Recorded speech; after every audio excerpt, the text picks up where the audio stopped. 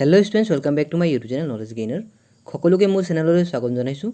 আজি মই লৈ আহিছোঁ আপোনালোকৰ বাবে অতি গুৰুত্বপূৰ্ণ ভিডিঅ' য'ত আমি ডিসকাস কৰিবলৈ গৈ আছোঁ current affairs June 1st to July 18th। So I আপোনালোকে ভিডিঅ'টো ভাল পাব। যদি আপোনালোকে এতিয়ালৈকে মোৰ চেনেলটো সাবস্ক্ৰাইব কৰা নাই দেন প্লিজ চেনেলটো সাবস্ক্ৰাইব কৰি দিব। আৰু আপোনালোকে এই মক টেষ্ট সিৰিজত কিমান মাৰ্কস পায় কাইন্ডলি কমেন্ট সেকশনত জনাব বুলি মই আশা ৰাখিলোঁ। সো বলক আমি ভিডিঅ'টো আৰম্ভ কৰোঁ। কুৱেশ্যন নম্বৰ 1 আছে আপোনাৰ The 75th state level Van Mahotsav has been celebrated in Lamdeng Makha Lekai area of which state? অর্থাৎ কোন ৰাজ্যৰ লামডেং মাখা লেকাই অঞ্চলত 75 সংখ্যক ৰাজ্যিক পৰ্যায়ৰ বন মহোৎসৱ উদযাপন কৰা হৈছে। সো এটা আপোনাৰ চাৰিটা অপচন দিয়া হৈছে। সো কাইন্ডলি আপোনালোকে এই কোৱেশ্যন এনসাৰটো দিবলৈ যত্ন কৰক। গতিকে এই কোৱেশ্যন আপোনাৰ কাৰেক্ট এনসাৰটো হৈ যাব অপচন বি অৰ্থাৎ মণিপুৰ। মনত ৰাখিব কাইন্ডলি আপোনালোকে এইবোৰ নোট কৰি যাওক, এইবোৰ খুবেই ইম্পৰ্টেণ্ট কুৱেশ্যন হয়।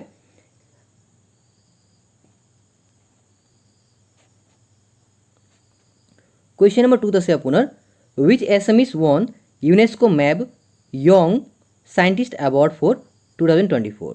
অৰ্থাৎ 2024 চনৰ বাবে কোনজন অসমীয়াই ইউনেস্কোৰ MAB যুৱ বিজ্ঞান বঁটা লাভ কৰিছিল? সো এটা আপোনাৰ চাৰিটা অপচন দিয়া হৈছে যেনে ধৃতি বিছলা, বৃন্দা কাশ্যপ, अमन जोशी और दीपक मिश्रा। सो ये क्वेश्चन अपना करेक्ट एन्सार तो कि हो पारे आपन के गेस करक। गतिके এই क्वेश्चन अपना करेक्ट एन्सार तो হৈ যাব অপচন বি অৰ্থাৎ বৃন্দা কাশ্যপ। মনত ৰাখিব।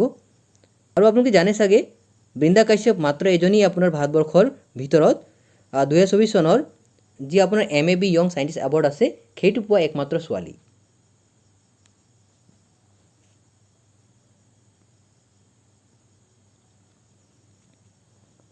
Question number 3 আছে আপোনাৰ who has won the title of 2024 Asian Billiards Championship? অৰ্থাৎ 2024 চনৰ এছিয়ান বিলিয়াৰ্ডছ চেম্পিয়নশ্বিপৰ খিতাপ কোনে লাভ কৰিছে? সো এটা আপোনাৰ চাৰিটা অপচন দিয়া হৈছে। গতিকে আপোনালোকে গেছ কৰক যে কোৱেশ্যনৰ কাৰেক্ট এনসাৰটো কি হ'ব পাৰে। সো মই অলপ ৰখি দিছোঁ আপোনালোকৰ বাবে। গতিকে এই কোৱেশ্যন আপোনাৰ কাৰেক্ট এনসাৰটো হৈ যাব অপচন ডি অৰ্থাৎ ধ্ৰুৱ চিতৱালা। মনত ৰাখিব। Question number 4 আছে আপোনাৰ where was Ukraine peace summit organized recently? অৰ্থাৎ খিয়তীয়াকৈ ইউক্ৰেইন শান্তি সন্মিলন ক'ত আয়োজন কৰা হৈছে? সো এটা আপোনাৰ চাৰিটা অপচন দিয়া হৈছে যেনে ছুইজাৰলেণ্ড, শাৰজাহা UAE, ৱাশ্বিংটন DC আৰু কাঠমাণ্ডু নেপাল। সো আপোনালোকে গেছ কৰক যে কোৱেশ্যনৰ কাৰেক্ট এনসাৰটো কি হ'ব পাৰে। সো এই কোৱেশ্যন আপোনাৰ কাৰেক্ট এনসাৰটো হৈ যাব অপচন এ অৰ্থাৎ ছুইজাৰলেণ্ড। মনত ৰাখিব। Question number 5 আছে আপোনাৰ recently under which scheme Chief Minister of Assam distributed rupees 68.44 crore for higher education? অৰ্থাৎ খিয়তীয়াকৈ কোনখন আঁচনিৰ অধীনত অসমৰ মুখ্যমন্ত্ৰীয়ে উচ্চ শিক্ষাৰ বাবে 68.44 কোটি টকা বিতৰণ কৰিছে। অৰ্থাৎ 68.44 কোটি টকা মানে তেওঁ বিতৰণ কৰিছে। গতিকে তেওঁ কোনটো আঁচনিৰ বাবে এই আপোনাৰ এমাউণ্টটো মানে ডিস্ট্ৰিবিউট কৰিছে বুলি আমাক সুধিছে। সো এটা আপোনাৰ চাৰিটা অপচন দিয়া হৈছে। গতিকে এই কোৱেশ্যন আপোনাৰ কাৰেক্ট এনসাৰটো হৈ যাব অপচন সি অৰ্থাৎ প্ৰজ্ঞান ভাৰতী স্কিম। মনত ৰাখিব। আৰু আপোনাৰ এই স্কিমটো টোটেল আপোনাৰ 349টা মানে কলেজত এই এমাউণ্টটো ডিস্ট্ৰিবিউট কৰা হৈছে। সো কাইন্ডলি আপোনালোকে এইটো নোট কৰি ল'ব। আৰু আপোনাৰ এই প্ৰজ্ঞান ভাৰতী স্কিম 2016-17 চনত ষ্টাৰ্ট হৈছিলে। কাইন্ডলি আপোনালোকে লিখি ল'ব।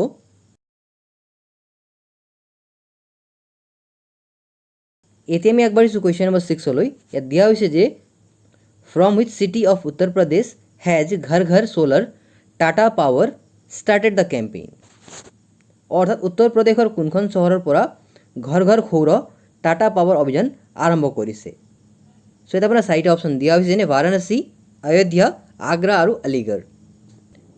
গতিকে এই কুৱেশ্যন আপোনাৰ কাৰেক্ট এনসাৰটো হৈ যাব অপচন এ অৰ্থাৎ বাৰাণসী। মনত ৰাখিব।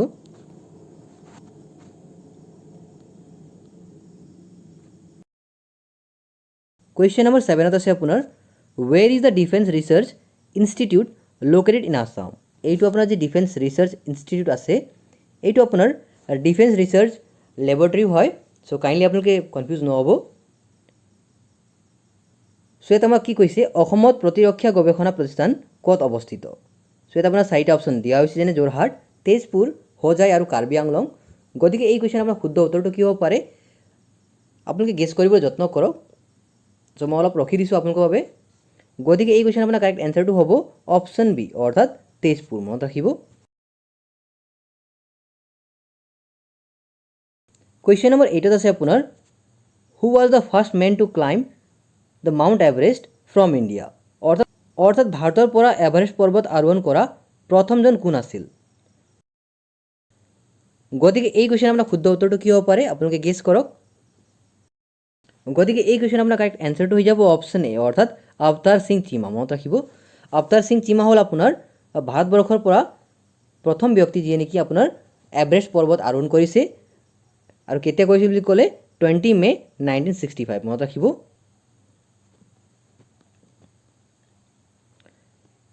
কুৱেশ্যন নম্বৰ 9 আছে আপোনাৰ the first Indian women to climb mount Everest. অৰ্থাৎ মাউণ্ট এভাৰেষ্ট বগাই যোৱা প্ৰথমগৰাকী ভাৰতীয় মহিলা কোন আছিল বুলি আমাক সুধিছে। চ' ইয়াত আপোনাৰ 4টা অপশ্যন দিয়া হৈছে যেনে সন্তোষ যাদৱ, বচেন্দ্ৰী পাল, জুনকো টাবাই আৰু আনছু জামচেনপা। কুৱেশ্যন আপোনাৰ কাৰেক্ট এনচাৰটো কি হ'ব পাৰে আপোনালোকে গেছ কৰক। গতিকে এই কুৱেশ্যন আপোনাৰ কাৰেক্ট এনচাৰটো হৈ যাব অপশ্যন বি অৰ্থাৎ বচেন্দ্ৰী পাল। মনত ৰাখিব তেওঁ আপোনাৰ 23 মে 1984 মাউণ্ট এভাৰেষ্ট মানে বগাইছিলে। মনত ৰাখিব অৰ্থাৎ ক্লাইম্ব কৰিছিলে।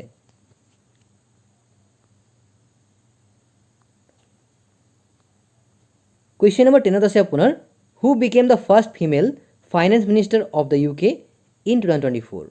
অৰ্থাৎ 2024 চনত ইউকেৰ প্ৰথমগৰাকী মহিলা বিত্তমন্ত্ৰী কোন হৈছে। তেতিয়া আপোনাৰ 4টা অপশ্যন দিয়া হৈছে। চ' কাইণ্ডলি আপোনালোকে গেছ কৰক যে কুৱেশ্যনৰ কাৰেক্ট এনচাৰটো কি হ'ব পাৰে। গতিকে এই কুৱেশ্যনৰ আপোনাৰ কাৰেক্ট এনচাৰটো হৈ যাব অপশ্যন বি অৰ্থাৎ ৰেচেল ৰিভছ। মনত ৰাখিব ৰেচেল ৰিভছ হ'ল আপোনাৰ ইউকেৰ প্ৰথমগৰাকী মহিলা বিত্তমন্ত্ৰী। আৰু যি আপোনাৰ ফাৰ্ষ্ট অপশ্যন আছে অৰ্থাৎ এ নম্বৰ কেইৰ ষ্টাৰমাৰ এওঁ হ'ল আপোনাৰ নতুনকৈ ইলেক্টেড হোৱা ব্ৰিটেইনৰ প্ৰাইম মিনিষ্টাৰ। লিখি ল'ব। এতিয়া আমি আগবাঢ়িছোঁ কুৱেশ্যন নম্বৰ 11লৈ। ইয়াত দিয়া হৈছে যে who has recently launched an online medical platform called মেডিবিছ।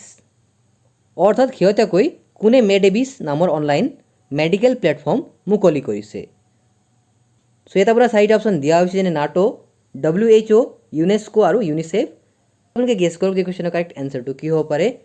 গতিকে এই কুৱেশ্যন আপোনাৰ কাৰেক্ট এনচাৰটো হৈ যাব অপশ্যন বি অৰ্থাৎ WHO। মনত ৰাখিব আপোনালোকে নোট ডাউন কৰি ল'ব যে আপোনাৰ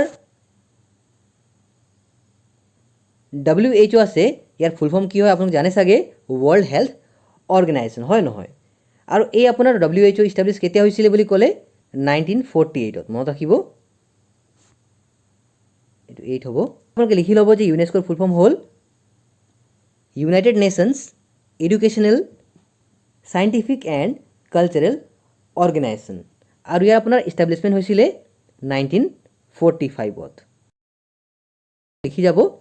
আৰু তেনেদৰে আপোনাৰ ইউনিচেফৰ ফুল ফৰ্ম হ'ল ইউনাইটেড নেশ্যনছ চিলড্ৰেন ফাণ্ডছ আৰু ইয়াক originally the United nations international children's emergency fund বুলি কোৱা হয় আৰু ইয়াৰ আপোনাৰ ইষ্টাব্লিছমেণ্ট হৈছিলে 1946ত। কাইণ্ডলি আপুনি লিখি ল'ব। এতিয়া আপোনাৰ যি নাটো আছে ইয়াৰ ফুল ফৰ্ম মই নিদিওঁ এতিয়া, কিয়নো আপোনাৰ ইয়াৰ এটা কুৱেশ্যন আছে তাতে মই এই কুৱেশ্যনটো মানে ডিছক্ৰাইব কৰিছোঁ। চ' এতিয়া আপোনালোকে এই নাটোৰ মানে লিখিব নালাগে। পিছত আপোনালোকে যেতিয়া কুৱেশ্যন আহিব নাটোৰ তেতিয়া আপোনালোকে লিখি ল'ব। চ' আই হোপ আপোনালোকে বুজি পাইছে মই কি ক'লোঁ যে WHO, ইউনেস্কো, ইউনিচেফৰ আপোনাৰ ইষ্টাব্লিছমেণ্ট ডেট বা ইয়াৰ যি আছে সেইটো আৰু ফুল ফৰ্মটো কাইণ্ডলি আপোনালোকে চাই ল'ব। এইটো এক্সামত আহিব পাৰে।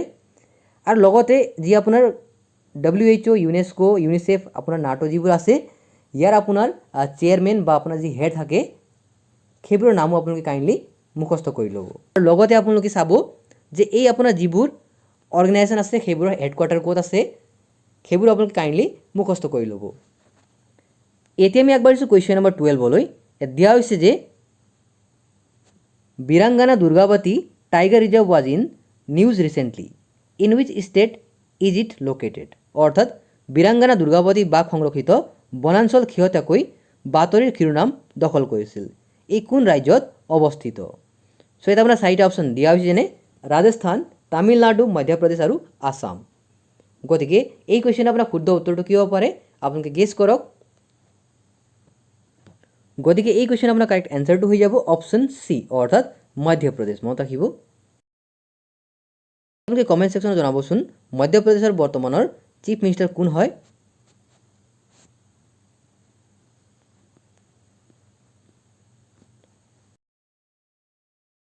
এতে আমি আগবাঢ়িছোঁ কুৱেশ্যন নম্বৰ 13লৈ। ইয়াত দিয়া হৈছে যে Assam is likely to get its 5th tiger reserve in which district, অৰ্থাৎ অসমে কোনখন জিলাত পঞ্চমটো বাঘ সংৰক্ষিত বনাঞ্চল পোৱাৰ সম্ভাৱনা আছে। চ' ইয়াত আপোনাৰ 4টা অপশ্যন দিয়া হৈছে, গতিকে আপোনালোকে গেছ কৰক যে কুৱেশ্যনৰ কাৰেক্ট এনচাৰটো কি হ'ব পাৰে। কুৱেশ্যন আপোনাৰ কাৰেক্ট এনচাৰটো হৈ যাব অপশ্যন এ, অৰ্থাৎ কাৰ্বি আংলং, মনত ৰাখিব।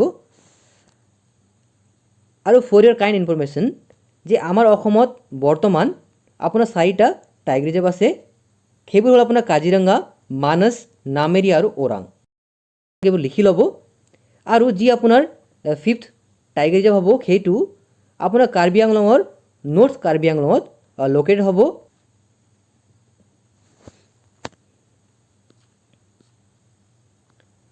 এতিয়া আমি আগবাঢ়িছোঁ কুৱেশ্যন নম্বৰ 14লৈ। দিয়া হৈছে যে where was the first BRICS ministerial meeting with expanded membership held recently, অৰ্থাৎ শেহতীয়াকৈ সম্প্ৰসাৰিত সদস্য সংখ্যাৰে প্ৰথমখন ব্ৰিক্স মন্ত্ৰীসভাৰ বৈঠক ক'ত অনুষ্ঠিত হৈছে। চ' ইয়াত আপোনাৰ 4টা অপশ্যন দিয়া হৈছে, যেনে জাপান, ৰাছিয়া, ইণ্ডিয়া আৰু নেদাৰলেণ্ডছ। গতিকে এই কুৱেশ্যন আপোনাৰ কাৰেক্ট এনচাৰটো হৈ যাব অপশ্যন বি, অৰ্থাৎ ৰাছিয়া, মনত ৰাখিব।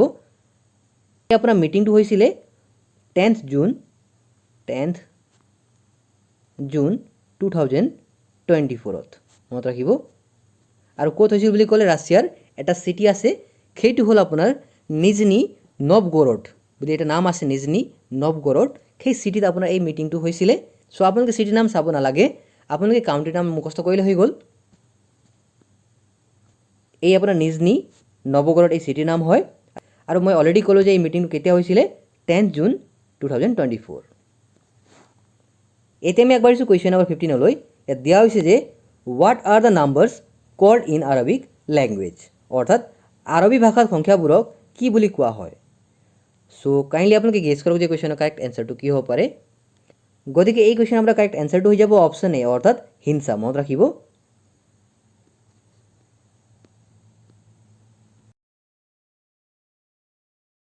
এতিয়া আমি আগবাঢ়িছোঁ কুৱেশ্যন নম্বৰ 16লৈ।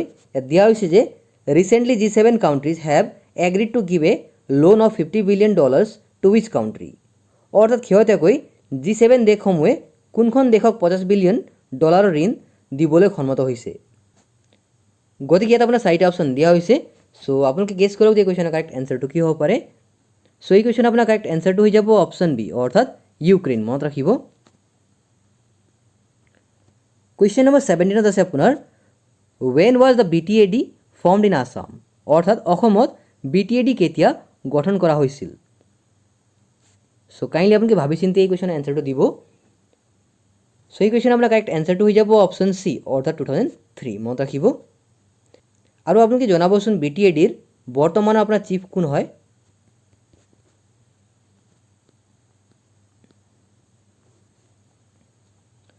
এতিয়া আমি আগবাঢ়িছোঁ কুৱেশ্যন নম্বৰ 18লৈ।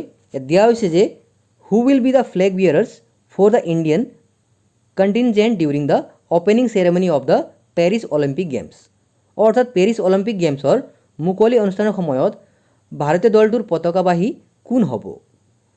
চ' ইয়াত আপোনাৰ 4টা অপশ্যন দিয়া হৈছে। চ' আপোনালোকে গেছ কৰক যে কুৱেশ্যনৰ কাৰেক্ট এনচাৰটো কি হ'ব পাৰে। আপোনালোকে নিউজে বাতৰি কাকতে আপুনি পাই আছে চাগে, হয় নহয়। চ' যিসকলে আপোনাৰ পেৰিছ অলিম্পিক ফ'ল' কৰি আছে তেওঁলোকে গম পাব, হয় নহয়।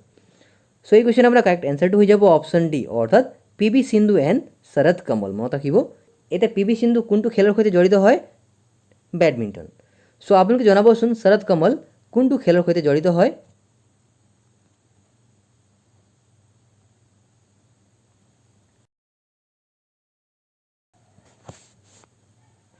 কুৱেশ্যন নম্বৰ 19ত আছে আপোনাৰ who is the first Indian women to win 2 individual Olympic medals, অৰ্থাৎ 2টা ব্যক্তিগত অলিম্পিক পদক লাভ কৰা প্ৰথমগৰাকী ভাৰতীয় মহিলা কোন। চ' ইয়াত আপোনাৰ 4টা অপশ্যন দিয়া হৈছে, যেনে মেৰী কম, PV সিন্ধু, চাইনা নেহৱাল আৰু লাভলীনা বৰগোহাঁই। গতিকে আপোনালোকে গেছ কৰক যে কুৱেশ্যনৰ কাৰেক্ট এনচাৰটো কি হ'ব পাৰে। চ' এই কুৱেশ্যন আপোনাৰ কাৰেক্ট এনচাৰটো হৈ যাব অপশ্যন বি, অৰ্থাৎ PV সিন্ধু, মনত ৰাখিব। So' for your kind information, so' PV সিন্ধুৱে আপোনাৰ 2016ৰ যি আপোনাৰ ৰিঅ' অলিম্পিক্স হৈছিলে তাত চিলভাৰ মেডেল জিকিছিলে, মই ইয়াত এছ লিখিলোঁ। আৰু তেনেদৰে আপোনাৰ 2020 চনত যি আপোনাৰ টকিঅ' অলিম্পিক্স হৈছিলে সেইটোত আপোনাৰ ব্ৰঞ্জ মেডেল লাভ কৰিছিলে, মনত ৰাখিব। চ' এইটো আপোনাৰ প্ৰথম মানে মহিলা খেলুৱৈ হয় যিয়ে নেকি অলিম্পিকত দুটা ব্যক্তিগত অলিম্পিক মানে পদক লাভ কৰিছে। সো আপোনালোকে লিখি ল'ব। তো আপোনাৰ পি ভি সিন্ধুৰ যি কুৱেশ্যনৰ চেগতে আমি দুটা কুৱেশ্যন আৰু এডিশ্যনেল পালোঁ। সেইটো হ'ল আপোনাৰ 2016ৰ যি অলিম্পিক আছিলে ক'ত হৈছিলে, ৰিঅ' ডি জেনেৰিঅ' মানে ব্ৰাজিল, হয় নহয়। আৰু তেনেদৰে আপোনাৰ 2020 চনৰ যি অলিম্পিক হৈছিলে এইটো ক'ত হৈছিলে, টকিঅ' জাপানত। চ' মনত ৰাখিব এইবোৰ তথ্যবোৰ। চ' আই আপোনালোকে বুজি পাই আছে। যদি আপোনালোকে এই ভিডিঅ'টো ভাল পাই আছে কাইণ্ডলি নিজৰ বন্ধু বান্ধৱৰ সৈতে শ্বেয়াৰ কৰি দিব। আৰু যদি আপোনালোকে এতিয়ালৈকে মোৰ চেনেলটোক ছাবস্ক্ৰাইব কৰা নাই দেন প্লিজ চেনেলটোক ছাবস্ক্ৰাইব কৰি দিব, কিয়নো আপোনালোকৰ যি এনকাৰেজমেণ্ট ছাপোৰ্ট এইটো মোৰ বাবে এটা মটিভেশ্যন হয়। আপোনালোকে যদি এনকাৰেজ কৰে মই আকৌ নতুন ভিডিঅ'বোৰ দিবলৈ উৎসাহ এটা পাম, হয় নহয়। চ' এতিয়া আমি আগবাঢ়িছোঁ কুৱেশ্যন নম্বৰ 20 লৈ। চ' কুৱেশ্যন নম্বৰ 20 আছে আপোনাৰ who hosted the 9th ICC men's T20 world cup 2024, অৰ্থাৎ 2024 চনৰ নৱম ICC পুৰুষ T20 বিশ্বকাপ কোনে আয়োজন কৰিছিল। চ' ইয়াত আপোনাৰ চাৰিটা অপশ্যন দিয়া হৈছে, যেনে Australia and USA, UAE and West Indies, USA and South Africa আৰু USA এণ্ড ৱেষ্ট ইণ্ডিজ। গতিকে এই কুৱেশ্যন আপোনাৰ কাৰেক্ট এনচাৰটো কি হ'ব পাৰে আপোনালোকে জনাব। চ' এই কুৱেশ্যন আপোনাৰ কাৰেক্ট এনচাৰটো হৈ যাব অপশ্যন ডি, অৰ্থাৎ USA এণ্ড ৱেষ্ট ইণ্ডিজ। মনত ৰাখিব। চ' আপোনালোকে নোট ডাউন কৰি ল'ব যে যি আপোনাৰ upcoming 10th edition of ICC men's T20 world cup আছে সেইটো আপোনাৰ হোষ্ট হ'ব। এইটো আপোনাৰ বাইনেল হোষ্ট হ'ব, অৰ্থাৎ আপোনাৰ দুটা দেশে এইটো হোষ্ট কৰিব, তাক আপোনাৰ বাইনেল বুলি কোৱা হয়। সেই দুটা আপোনাৰ দেশ হ'ল ইণ্ডিয়া এণ্ড শ্ৰীলংকা। মনত ৰাখিব। আৰু আপোনাৰ এই 10th এডিশ্যন এইটো আপোনাৰ 2026ত হ'ব। কাইণ্ডলি আপোনালোকে লিখি ল'ব।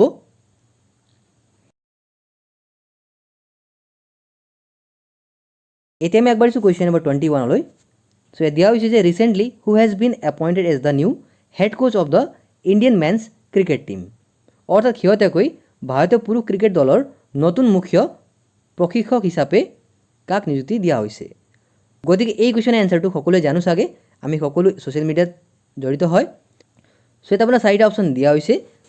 চ' এই কুৱেশ্যনৰ আপোনাৰ কাৰেক্ট এনচাৰটো হৈ যাব অপশ্যন চি, অৰ্থাৎ গৌতম গম্ভীৰ, হয় নহয়।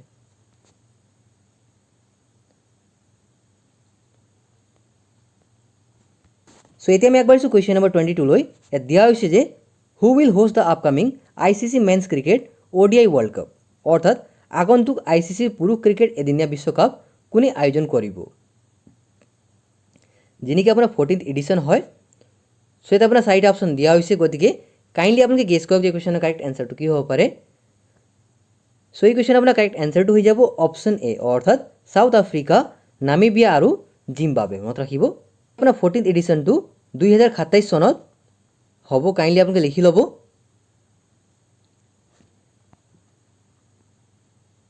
Which country recently won the Copa America title, অৰ্থাৎ শেহতীয়াকৈ কোনখন দেশে কোপা আমেৰিকাৰ খিতাপ দখল কৰিছে। চ' এতিয়া আপোনাৰ চাৰিটা অপশ্যন দিয়া হৈছে, যেনে ইকুৱেডৰ, কলম্বিয়া, আৰ্জেণ্টিনা আৰু স্পেইন। চ' আপোনালোকে গেছ কৰক যে কুৱেশ্যনৰ কাৰেক্ট এনচাৰটো কি হ'ব পাৰে। গতিকে এই কুৱেশ্যন আপোনাৰ কাৰেক্ট এনচাৰটো হৈ যাব অপশ্যন চি, অৰ্থাৎ আৰ্জেণ্টিনা। মনত ৰাখিব। আৰ্জেণ্টিনা আপোনাৰ কলম্বিয়াক পৰাস্ত কৰি কিনে এই আপোনাৰ কোপা আমেৰিকা যি খিতাপ আছে সেইটো ৰেকৰ্ডেড 16 টাইম জিকিবলৈ সক্ষম হৈছে।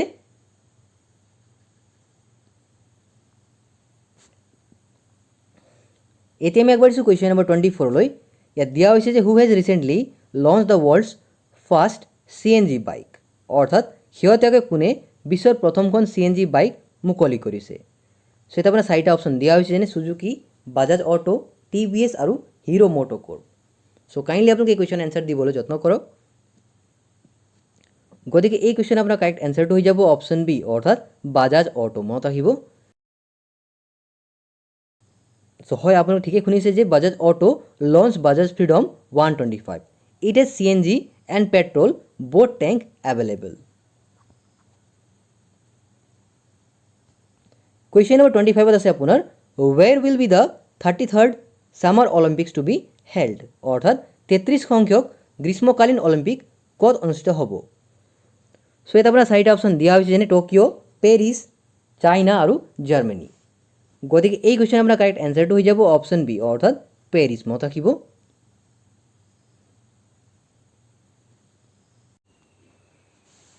এতিয়া আমি আগবাঢ়িছোঁ কুৱেশ্যন নম্বৰ 26 লৈ।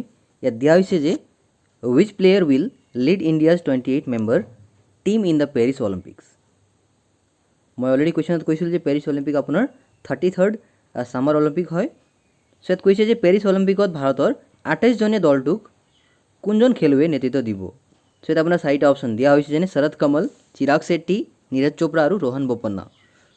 সো যদি আপোনালোকে ইয়াৰ এনসাৰটো জানে কাইণ্ডলি জনাব। সো মই অলপ ৰখি দিছোঁ আপোনালোকৰ বাবে। গতিকে এই কুৱেশ্যন আপোনাৰ কাৰেক্ট এনসাৰটো হৈ যাব অপশ্যন সি অৰ্থাৎ নীৰজ চোপ্ৰা। মনত ৰাখিব।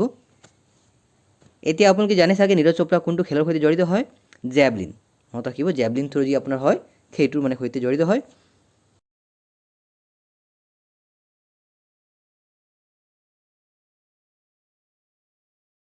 কুৱেশ্যন নম্বৰ 27 আছে আপোনাৰ what is the highest civilian award of Russia receive by prime minister Narendra Modi during his visit in July 2024। অৰ্থাৎ 2024 চনৰ জুলাই মাহত প্ৰধানমন্ত্ৰী নৰেন্দ্ৰ মোদীয়ে ৰাছিয়াৰ ভ্ৰমণৰ সময়ত লাভ কৰা ৰাছিয়াৰ সৰ্বোচ্চ অসামৰিক বঁটা কি। সো ইয়াত আপোনাৰ চাৰিটা অপশ্যন দিয়া হৈছে। গতিকে আপোনালোকে গেছ কৰক যে এই কুৱেশ্যনৰ কাৰেক্ট এনসাৰটো কি হ'ব পাৰে। সো এই কুৱেশ্যনৰ আপোনাৰ কাৰেক্ট এনসাৰটো হৈ যাব অপশ্যন ডি অৰ্থাৎ the order of Saint Andrew the apostle. তো আপোনাৰ ৰাছিয়াৰ হাইয়েষ্ট চিভিলিয়ান এৱাৰ্ড হয় যি নেকি আপোনাৰ নৰেন্দ্ৰ মোদীয়ে ৰিচেণ্টলি পাইছে। সো যে আপোনাৰ বাকী অপশ্যন কেইটা আছে যেনে আপোনাৰ এটো হ'ল the state order of Ghazi Amir Amanullah Khan. এইটো আপোনাৰ আফগানিস্তানৰ হাইয়েষ্ট এৱাৰ্ড হয়। কাইণ্ডলি আপোনালোকে লিখি ল'ব। তেনেদৰে আপোনাৰ অপশ্যন বি যি আপোনাৰ the national order of the legion of honour আছে এইটো আপোনাৰ ফ্ৰান্সৰ হাইয়েষ্ট চিভিলিয়ান এৱাৰ্ড হয়। আৰু তেনেদৰে আপোনাৰ দ্য সুপ্ৰিম অৰ্ডাৰ্ছ অফ দ্য ক্ৰিচেন্থিমাম এইটো আপোনাৰ জাপানৰ হাইয়েষ্ট চিভিলিয়ান এৱাৰ্ড হয়। কাইণ্ডলি আপোনালোকে নোট কৰি ল'ব।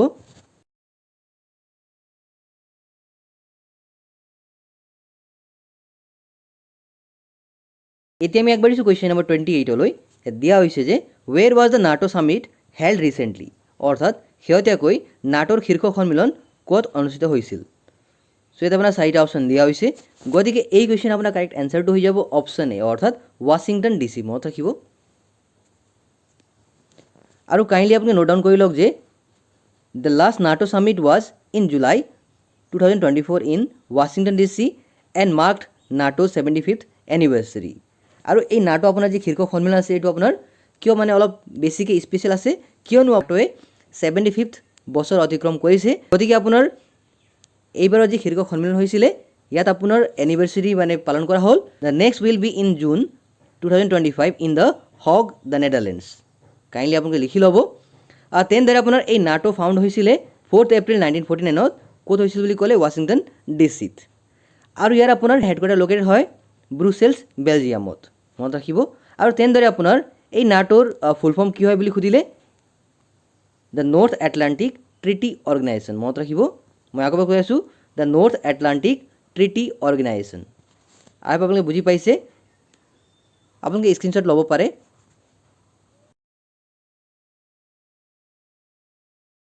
কুৱেশ্যন নম্বৰ 29 আছে আপোনাৰ who has been named as MD and CEO by LIC recently. অৰ্থাৎ শেহতীয়াকৈ LICয়ে কাক MD এণ্ড CEO হিচাপে নিযুক্তি দিছে। সো ইয়াত আপোনাৰ চাৰিটা অপশ্যন দিয়া হৈছে যেনে সিদ্ধাৰ্থ মহন্তি, শশীধৰ জগদীশন, সন্দীপ বক্সি আৰু অমিতাভ চৌধুৰী। সো যদি আপোনালোকে এই কুৱেশ্যনৰ এনসাৰটো জানে কাইণ্ডলি জনাব। সো এই কুৱেশ্যন আপোনাৰ কাৰেক্ট এনসাৰটো হৈ যাব অপশ্যন এ অৰ্থাৎ সিদ্ধাৰ্থ মহন্তি। মনত ৰাখিব।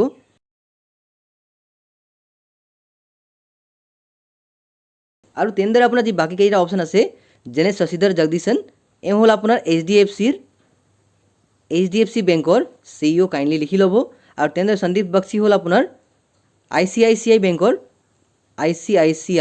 বেংকৰ CEO। আৰু অমিতাভ চৌধুৰী হ'ল আপোনাৰ এক্সিছ বেংকৰ CEO।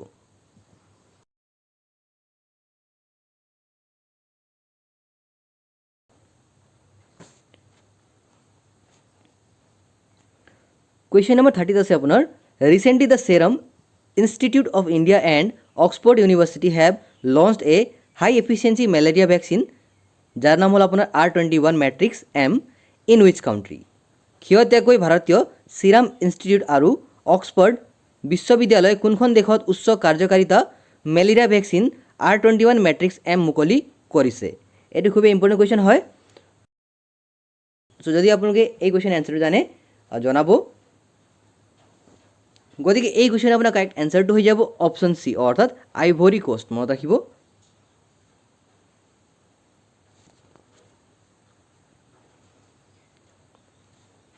এতিয়া আমি আগবাঢ়িছোঁ কুৱেশ্যন নম্বৰ 31লৈ।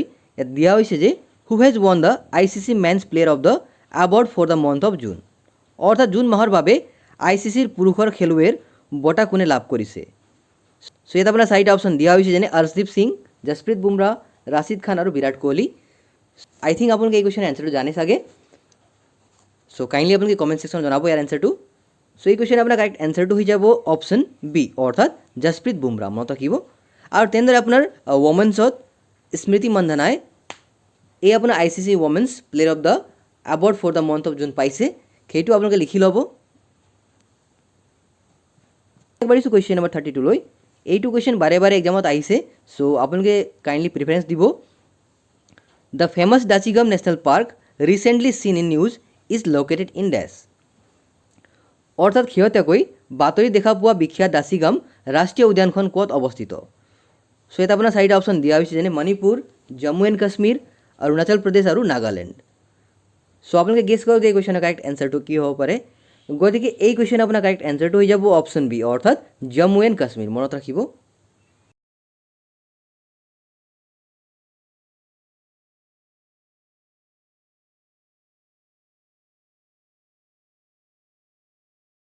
এতিয়া আমি আগবাঢ়িছোঁ কুৱেশ্যন নম্বৰ 33লৈ।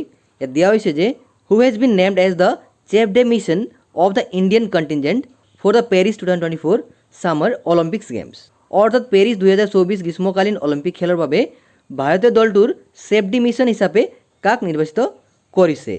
চ' ইয়াত আপোনাৰ চাৰিটা অপশ্যন দিয়া হৈছে, যেনে অভিনৱ বিন্দ্ৰ, গগন নাৰং, চাইনা নেহৱাল আৰু সুশীল কুমাৰ। এতিয়া চাওক চেফ ডে মিছন মানে কি হয় আপোনাৰ,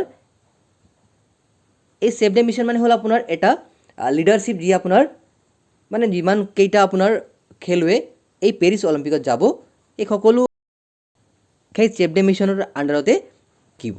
গতিকে এইটো আপোনাৰ চেফ ডে মিছন এটা খুবেই গুৰুত্বপূৰ্ণ এটা পদ হয়। গতিকে ইয়াৰ বাবে আপোনাৰ প্ৰথমতে মেৰী কমক এপ্ৰ'চ কৰা হৈছিলে, কিন্তু মেৰী কমে এই আপোনাৰ এটা প্ৰস্তাৱটো ডিনাই কৰিছে। গতিকে নেক্সটত আপোনাৰ গগন নাৰঙক এই আপোনাৰ চেফ ডে মিছন বনোৱা হৈছে। চ' এই কুৱেশ্যন আপোনাৰ কাৰেক্ট এনচাৰটো হৈ যাব অপশ্যন বি, মনত ৰাখিব গগন নাৰং। কিন্তু আপোনাৰ কেতিয়াবা আহিব পাৰে যে এক্সামত যে প্ৰথমতে চেফ ডে মিছন 2024 পেৰিছ অলিম্পিকৰ বাবে কাক চুজ কৰা হৈছিল বুলি ক'লে মেৰী কম, কিন্তু মেৰী কমে ৰিজেক্ট কৰাৰ কাৰণে গগন নাৰঙক চুজ কৰা হৈছে। কাইণ্ডলি আপোনালোকে লিখি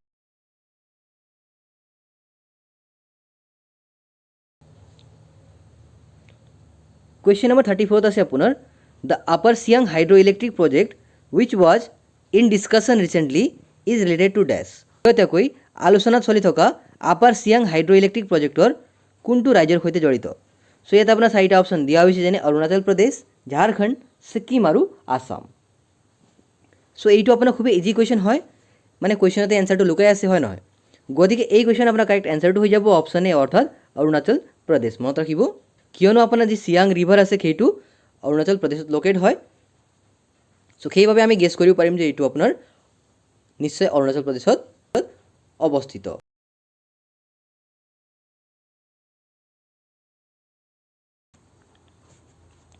কুৱেশ্যন নম্বৰ 35ত আছে আপোনাৰ Mon in Nagaland, Nalbari in Assam, Pasighat in Arunachal Pradesh, Tura in Meghalaya are known for which of the following activities.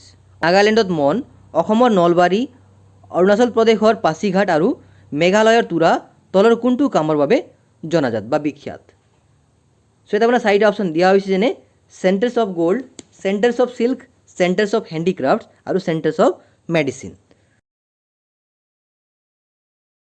এই কুৱেশ্যনৰ কাৰেক্ট এনচাৰটো কি হ'ব পাৰে।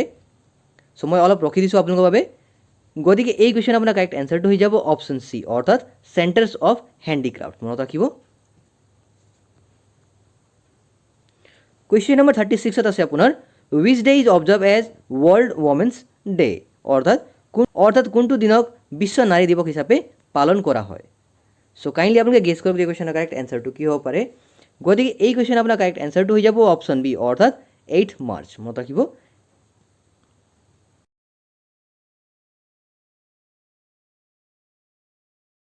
কুৱেশ্যন নম্বৰ 37ত আছে আপোনাৰ which state is awarded as the best agricultural state award for the year of 2024, অৰ্থাৎ 2024 চনৰ শ্ৰেষ্ঠ কৃষি ৰাজ্যিক বঁটা হিচাপে কোনখন ৰাজ্যক সন্মানিত কৰা হৈছে। সো ইয়াত আপোনাৰ চাৰিটা অপশ্যন দিয়া হৈছে, যেনে মহাৰাষ্ট্ৰ, তামিলনাডু, কেৰেলা আৰু ছিকিম। আপোনালোকে গেছ কৰক এই কুৱেশ্যনৰ কাৰেক্ট এনচাৰটো কি হ'ব পাৰে। সো এই কুৱেশ্যন আপোনাৰ কাৰেক্ট এনচাৰটো হৈ যাব অপশ্যন এ, অৰ্থাৎ মহাৰাষ্ট্ৰ। মনত ৰাখিব। তো আপোনালোকক মই এটা টাস্ক দিছোঁ যে কাইণ্ডলি আপোনালোকে কমেণ্ট ছেকশ্যনত জনাবচোন তামিলনাডু, কেৰেলা আৰু ছিকিমৰ ৰাজধানী কি হয়। কোনে পাৰে চাওঁ, হয় নহয়। এতিয়া আমি আগবাঢ়িছোঁ কুৱেশ্যন নম্বৰ 38লৈ। ইয়াত দিয়া হৈছে যে where will the women's T20 Asia cup 2024 to be held, অৰ্থাৎ মহিলা T20 এছিয়া কাপ 2024 ক'ত অনুষ্ঠিত হৈ আছে। সো ইয়াত আপোনাৰ চাৰিটা অপশ্যন দিয়া হৈছে, গতিকে এই কুৱেশ্যনৰ কাৰেক্ট এনচাৰটো কি হ'ব পাৰে আপোনালোকে গেছ কৰক। সো এই কুৱেশ্যন আপোনাৰ কাৰেক্ট এনচাৰটো হৈ যাব অপশ্যন এ, অৰ্থাৎ ডাম্বুলা শ্ৰীলংকা। মনত ৰাখিব, যি নেকি আপোনাৰ এই গেমটো অলৰেডি ষ্টাৰ্ট হৈ গৈছে যোৱাকালিৰ পৰা, হয় নহয়। সো আপোনাৰ যি অপেনিং গেম আছিলে সেইটো আপোনাৰ নেপাল আৰু UAE এণ্ড ইণ্ডিয়া এণ্ড পাকিস্তানৰ সৈতে হৈছিলে। সো অলৰেডি ইণ্ডিয়াই পাকিস্তানক বিট কৰিছে। পাকিস্তান অনলি 108 ৰানতে অল আউট হৈ গৈছে। সো এইটো আপোনাৰ ৱমেন্স গেম আছিলে। সো ইণ্ডিয়াই আপোনাৰ অপেনিং গেমটো জিকিলে। So congratulations to India.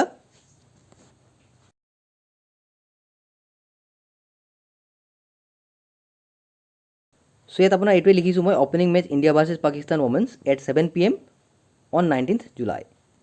So এইটোৱে আছিলে আপোনাৰ।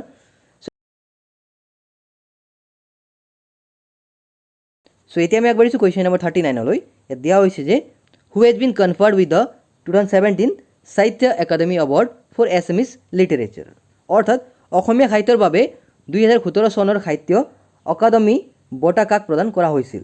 সো ইয়াত আপোনাৰ চাৰিটা অপশ্যন দিয়া হৈছে, যেনে সৌৰখাইবাম, গাম্ভিনী, জয়ন্ত মাধৱ বৰা, প্ৰণৱজ্যোতি ডেকা আৰু নন্দেশ্বৰ দৈমাৰী। সো আপোনালোকে গেছ কৰক যে কুৱেশ্যনৰ কাৰেক্ট এনচাৰটো কি হ'ব পাৰে। গতিকে এই কুৱেশ্যন আপোনাৰ কাৰেক্ট এনচাৰটো হৈ যাব অপশ্যন বি, অৰ্থাৎ জয়ন্ত মাধৱ বৰা। মনত ৰাখিব। তো আপোনালোকে এই নোটছবোৰ চাই লওক যে Jayanta Madhab Bora has been conferred with the 2017 Sahitya Akademi award for Assamese literature for his novel Moriya Hola. So এইটো আপোনাৰ খুবেই গুৰুত্বপূৰ্ণ এটা নোটছ হয়, আপোনালোকে লিখি ল'ব। দেন আপোনাৰ writer and retired professor of zoology of Guwahati university Pranabjyoti Deka and author Nandeswar Doimari from Assam and Sorkhaibam Gambhini from Manipur have won the prestigious Sahitya Academy Awards for 2023 for their respective works।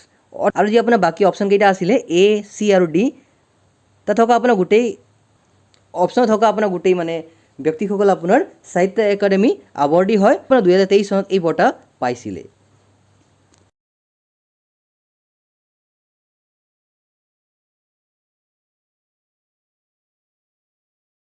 Question number 40 আছে আপোনাৰ, what is known as Aman in West Bengal, Sali in Assam, Sharad in Odisha, Aghani in Bihar and Uttar Pradesh.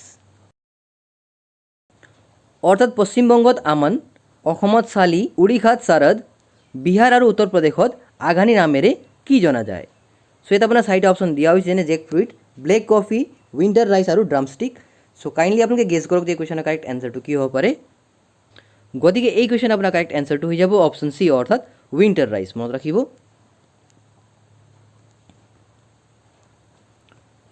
Question number 41 আছে আপোনাৰ, which day is observe as world population day, অৰ্থাৎ কোনটো দিনক বিশ্ব জনসংখ্যা দিৱস হিচাপে পালন কৰা হয়। সো ইয়াত আপোনাৰ চাৰিটা অপশ্যন দিয়া হৈছে, গতিকে আপোনালোকে গেছ কৰক যে কুৱেশ্যনৰ কাৰেক্ট এনচাৰটো কি হ'ব পাৰে।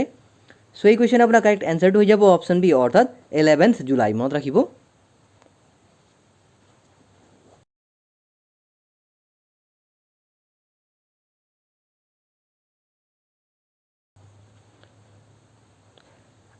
আৰু আপোনালোকে লিখি ল'ব যে যি আপোনাৰ ৱৰ্ল্ড পপুলেশ্যন ডে 2024 শ্লোগান আছিলে to leave no' one behind, count every one. So এইটো আপোনাৰ এই বছৰৰ ৱৰ্ল্ড পপুলেশ্যন ডেৰ থিম শ্লোগান আছিলে। কাইণ্ডলি আপোনালোকে এইটো মনত ৰাখিব। এতিয়া আমি আগবাঢ়িছোঁ কুৱেশ্যন নম্বৰ 42লৈ। ইয়াত দিয়া হৈছে যে Barak valley in Assam is famous for which among the following, অৰ্থাৎ অসমৰ বৰাক উপত্যকা তলৰ কোনটোৰ বাবে বিখ্যাত, যেনে tea cultivation, jute production, coffee plantation আৰু ৰ চিল্ক প্ৰডাকশ্যন। গতিকে আপোনালোকে গেছ কৰক যে কুৱেশ্যনৰ কাৰেক্ট এনচাৰটো কি হ'ব পাৰে। সো এই কুৱেশ্যন আপোনাৰ কাৰেক্ট এনচাৰটো হৈ যাব অপশ্যন এ, অৰ্থাৎ টি কাল্টিভেশ্যন। মনত ৰাখিব।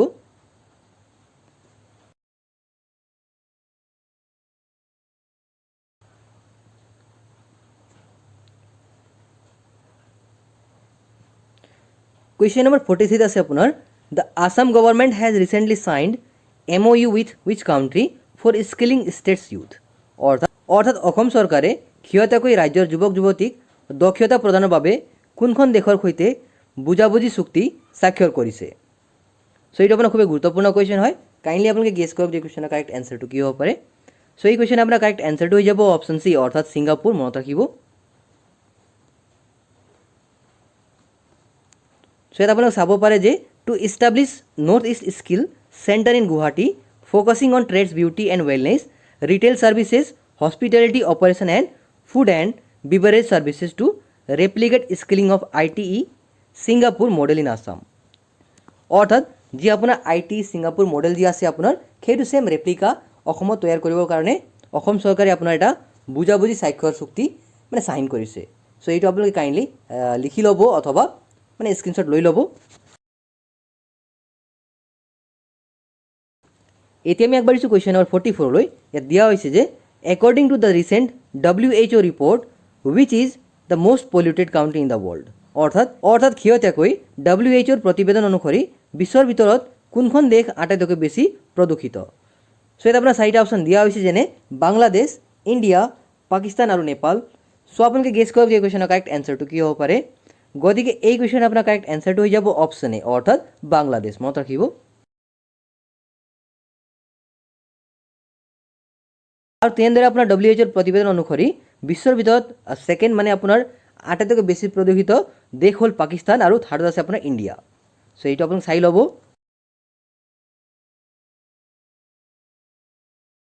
এতিয়া আমি আগবাঢ়িছোঁ কুৱেশ্যন নম্বৰ 45লৈ। ইয়াত দিয়া হৈছে যে who has recently won the world junior under twenty girls chess championship. অৰ্থাৎ শেহতীয়াকৈ বিশ্ব জুনিয়ৰ 20 বছৰৰ তলৰ ছোৱালীৰ দবা চেম্পিয়নশ্বিপ কোনে লাভ কৰিছে। চ' ইয়াত আপোনাৰ চাৰিটা অপশ্যন দিয়া হৈছে। কাইণ্ডলি আপোনালোকে গেছ কৰক যে কুৱেশ্যনৰ কাৰেক্ট এনচাৰটো কি হ'ব পাৰে। চ' এই কুৱেশ্যন আপোনাৰ কাৰেক্ট এনচাৰটো হৈ যাব অপশ্যন বি অৰ্থাৎ দিব্যা দেশমুখ, মনত ৰাখিব। তেওঁ আপোনাৰ নাগপুৰৰ হয়, এইটো আপোনালোকে লিখি ল'ব। আৰু তেওঁ আপোনাৰ বুলগেৰিয়াৰ খেলুৱৈক পৰাস্ত কৰি কিনে এই আপোনাৰ টাইটেলটো জিকিছে। চ' এইবোৰ আপোনালোকে নোটছ বনাই লিখি ল'ব।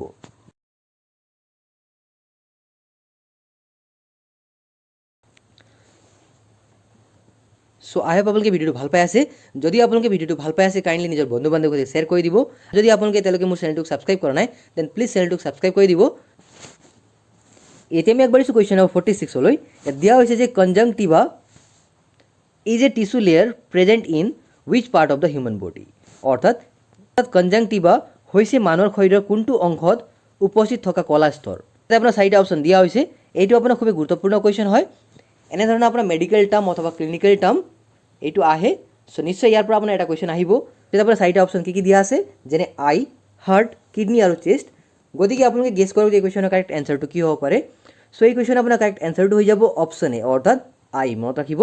আৰু এই আপোনাৰ কনজাংটিভাক কমনলি পিংক আই বুলি কোৱা হয়, মনত ৰাখিব পিংক আই।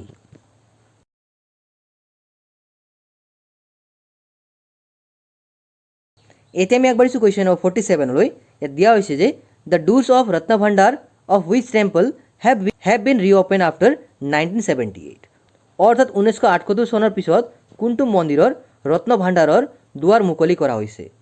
চ' ইয়াত আপোনাৰ চাৰিটা অপশ্যন দিয়া হৈছে যেনে Jagannath temple, Kotilingeshwar temple, Yamunotri temple আৰু শ্ৰীনাথজী টেম্পল। চ' আপোনালোকে গেছ কৰক যে এই কুৱেশ্যনৰ কাৰেক্ট এনচাৰটো কি হ'ব পাৰে। গতিকে এই কুৱেশ্যন আপোনাৰ কাৰেক্ট এনচাৰটো হৈ যাব অপশ্যন এ জগন্নাথ টেম্পল, মনত ৰাখিব। চ' এইটো আপোনাৰ SSC CGLত অলৰেডি আহিছে কুৱেশ্যনটো, মই সেইবাবে এই কুৱেশ্যন দিছোঁ ইয়াত। চ' কাইণ্ডলি আপোনালোকে এইবোৰ কুৱেশ্যনো অলপ চাব। যি আমাৰ অল্ডেষ্ট টেম্পল আছে অথবা যি আপোনাৰ অল্ডেষ্ট যিবোৰ আপোনাৰ পুৰাতাত্ত্বিক প্লেচেছ আছে সেইবোৰ নিশ্চয় মানে কুৱেশ্যন বনাই কিনে আহিব পাৰে। কুৱেশ্যন নম্বৰ 48ত আছে আপোনাৰ recently successfully launch Ariane 6 rocket is related to dash. অৰ্থাৎ শেহতীয়াকৈ সফলতাৰে নিক্ষেপ কৰা Ariane 6 ৰকেটৰ সৈতে কোনখন স্পেচ এজেঞ্চিৰ সম্পৰ্ক আছে। চ' ইয়াত আপোনাৰ চাৰিটা অপশ্যন দিয়া হৈছে যেনে ইছৰো, ইছা, নাছা আৰু জাক্সা। চ' কাইণ্ডলি আপোনালোকে গেছ কৰক যে কুৱেশ্যনৰ কাৰেক্ট এনচাৰটো কি হ'ব পাৰে। গতিকে এই কুৱেশ্যন আপোনাৰ কাৰেক্ট এনচাৰটো হৈ যাব অপশ্যন বি অৰ্থাৎ ইছা, মনত ৰাখিব। এতিয়া ইছা মানে কি হয় আপোনাৰ, ইয়াৰ আপোনাৰ ফুল ফৰ্ম হ'ল ইউৰোপিয়ান স্পেচ এজেঞ্চি মনত ৰাখিব। আৰু এইটো আপোনাৰ এষ্টাব্লিছ হৈছিলে 1975ত। আৰু তেনেদৰে আপোনাৰ ইছৰোৰ ফুল ফৰ্ম জানে চাগে, ইয়াৰ ফুল ফৰ্ম হ'ল ইণ্ডিয়ান স্পেচ ৰিচাৰ্চ অৰ্গেনাইজেশ্যন, যাৰ আপোনাৰ এষ্টাব্লিছমেণ্ট হৈছিলে 1969ৰ আগষ্ট মাহত মনত ৰাখিব। আৰু তেনেদৰে আপোনাৰ নাছাৰ ফুল ফৰ্ম আপুনি জানে চাগে, নাছাৰ ফুল ফৰ্ম হ'ল আপোনাৰ national aeronautics and space administration, যাৰ আপোনাৰ এষ্টাব্লিছমেণ্ট হৈছিলে 1958ত মনত ৰাখিব। আৰু তেনেদৰে আপোনাৰ জাক্সা মানে কি হয়, জাপান এৰোস্পেচ এক্সপ্ল'ৰেশ্যন এজেঞ্চি, আৰু যাৰ আপোনাৰ এষ্টাব্লিছমেণ্ট হৈছিলে 2003ত মনত ৰাখিব।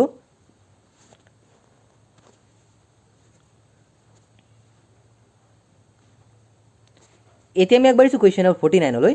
ইয়াত দিয়া হৈছে যে where is the police training college called Lachit Borphukan police academy located, অৰ্থাৎ লাচিত বৰফুকন পুলিচ একাডেমি নামৰ আৰক্ষী প্ৰশিক্ষণ মহাবিদ্যালয়খন ক'ত অৱস্থিত। চ' ইয়াত আপোনাৰ চাৰিটা অপশ্যন দিয়া হৈছে, যেনে মাজগাঁও, ডেৰগাঁও, চান্দমাৰী আৰু ডেকাৰগাঁও। চ' কাইণ্ডলি আপোনালোকে গেছ কৰক যে এই কুৱেশ্যনৰ কাৰেক্ট এনচাৰটো কি হ'ব পাৰে। গতিকে এই কুৱেশ্যনৰ আপোনাৰ কাৰেক্ট এনচাৰটো হৈ যাব অপশ্যন বি, অৰ্থাৎ ডেৰগাঁও মনত ৰাখিব।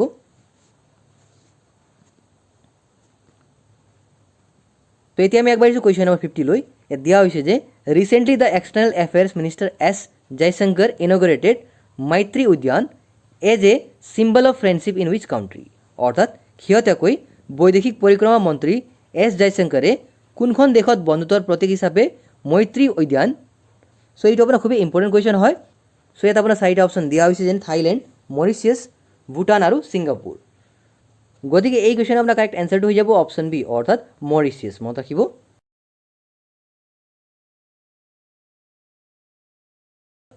কুৱেশ্যন নম্বৰ 51ত আছে আপোনাৰ wish organisation recently started the জীৱন সামৰ্থ ইনিচিয়েটিভ, অৰ্থাৎ শেহতীয়াকৈ কোনটো সংস্থাই জীৱন সামৰ্থ ইনিচিয়েটিভ আৰম্ভ কৰিছে। চ' ইয়াত আপোনাৰ চাৰিটা অপশ্যন দিয়া হৈছে, যেনে LIC, আদিত্য বিৰলা, একো ইঞ্চুৰেঞ্চ, ইণ্ডিয়ান পোষ্টেল। গতিকে আপোনালোকে গেছ কৰক যে এই কুৱেশ্যনৰ কাৰেক্ট এনচাৰটো কি হ'ব পাৰে। চ' এই কুৱেশ্যনৰ আপোনাৰ কাৰেক্ট এনচাৰটো হৈ যাব অপশ্যন এ, অৰ্থাৎ LIC মনত ৰাখিব। আৰু কাইণ্ডলি আপোনালোকে কমেণ্ট ছেকশ্যনত জনাবচোন LICৰ ফুল ফৰ্ম কি হয়।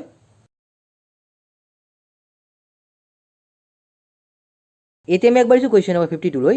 ইয়াত দিয়া হৈছে যে which of the following instruments is called Gungang in Mising language, অৰ্থাৎ তলৰ কোনটো বাদ্যযন্ত্ৰক মিচিং ভাষাত গুংগাং বুলি কোৱা হয়।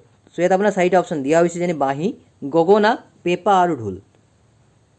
চ' আপোনালোকে গেছ কৰক যে এই কুৱেশ্যনৰ কাৰেক্ট এনচাৰটো কি হ'ব পাৰে। গতিকে এই কুৱেশ্যন আপোনাৰ কাৰেক্ট এনচাৰটো হৈ যাব অপশ্যন বি, অৰ্থাৎ গগনা মনত ৰাখিব।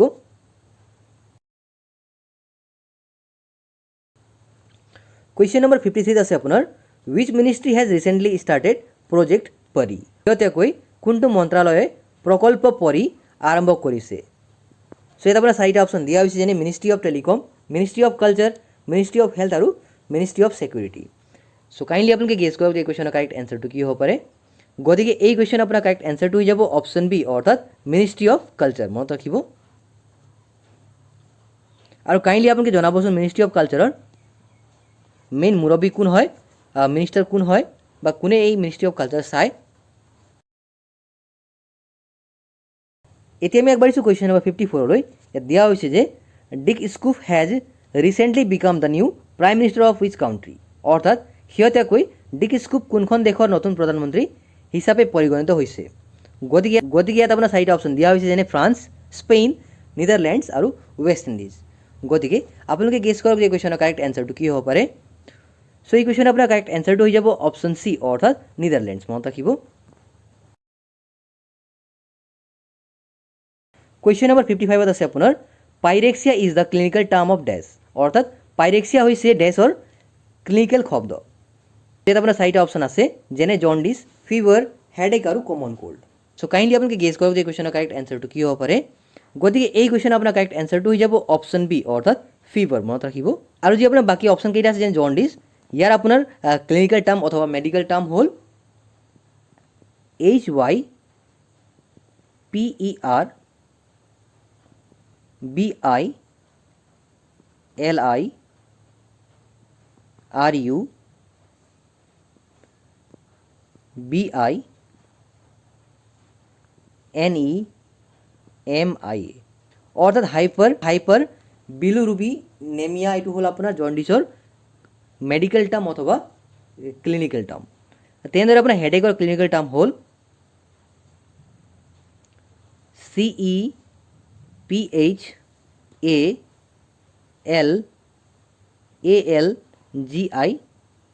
অৰ্থাৎ চিফেল এলজিয়া, মনত ৰাখিব চিফেল এলজিয়া এইটো হ'ল আপোনাৰ হেডেকৰ ক্লিনিকেল টাৰ্ম। আৰু তেনেদৰে আপোনাৰ কমন কোল্ডৰ ক্লিনিকেল টাৰ্ম হ'ল viral rhinitis, viral VIRAL viral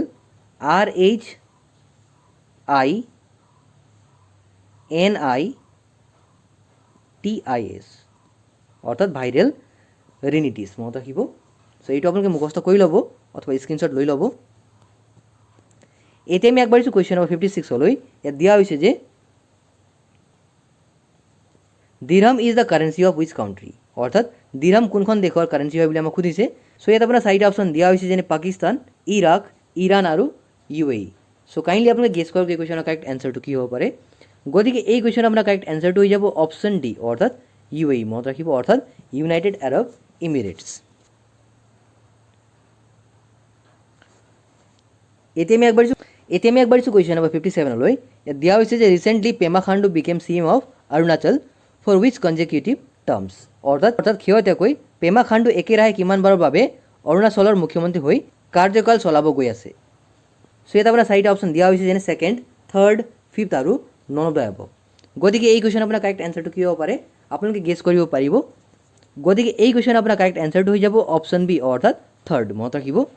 আৰু কাইণ্ডলি আপোনালোকে এই নোটছ চাই ল'ব যে he is the youngest CM of India, 44 তেওঁৰ এজ হয় বৰ্তমান। এইটো আপোনাৰ খুবেই গুৰুত্বপূৰ্ণ কুৱেশ্যন হয়। তেনেদৰে আপোনাৰ অল্ডেষ্ট CM কোন হয়, পিনাৰায় বিজয়ান, তেওঁৰ আপোনাৰ এজ হ'ল 79। আৰু তেনেদৰে আপোনাৰ Pema Khandu is the second longest serving CM of Arunachal Pradesh after Gegong Apang, মনত ৰাখিব। কুৱেশ্যন নম্বৰ 58 আছে আপোনাৰ recently where was the Asia's first health research related pre clinic network facility inaugurated অৰ্থাৎ শেহতীয়াকৈ এছিয়াৰ প্ৰথমটো স্বাস্থ্য গৱেষণা সম্পৰ্কীয় প্ৰি ক্লিনিক নেটৱৰ্ক সুবিধা ক'ত উদ্বোধন কৰা হৈছে।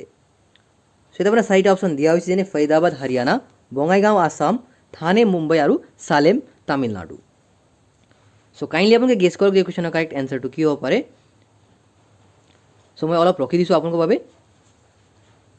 গতিকে এই কুৱেশ্যন আপোনাৰ কাৰেক্ট এনচাৰটো হৈ যাব অপশ্যন এ অৰ্থাৎ ফৰিদাবাদ হাৰিয়ানা, মনত ৰাখিব।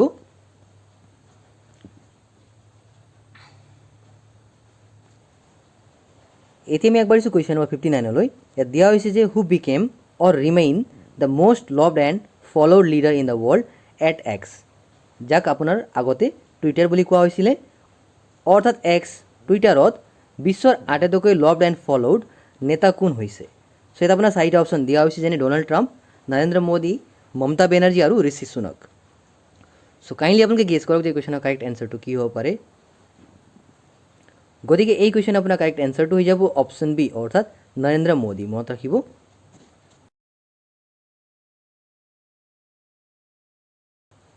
এতিয়া আমি আগবাঢ়িছোঁ কুৱেশ্যন নম্বৰ 60লৈ। ইয়াত দিয়া হৈছে যে the Parvati valley recently seen in news is located in which state অৰ্থাৎ শেহতীয়াকৈ বাতৰি দেখা পোৱা পাৰ্বতী উপত্যকা কোনখন ৰাজ্যত অৱস্থিত।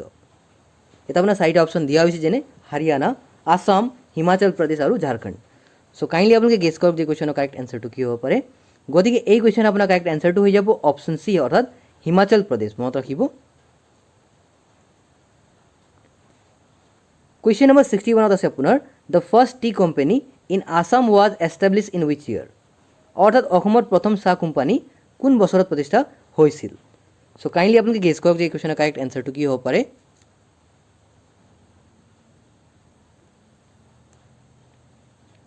গতিকে এই কুৱেশ্যন আপোনাৰ কাৰেক্ট এনচাৰটো হৈ যাব অপশ্যন বি অৰ্থাৎ 1837, মনত ৰাখিব। চ' এই আপোনাৰ নোটছটো লক্ষ্য কৰিব যে the first T company is establish at Chabua in upper Assam in 1837 and it is operated the commercial product of T in the year of 1840। First T company আছিল সেইটো এষ্টাব্লিছ হৈছিলে আপোনাৰ 1837ত চাবুৱাত আৰু কমাৰ্চিয়েল যি আপোনাৰ প্ৰডাক্ট আছে টিৰ সেইটো আপোনাৰ অপাৰেট হৈছিলে 1840ত, মনত ৰাখিব। এইটো আপোনালোকে কনফিউজন নাৰাখিব।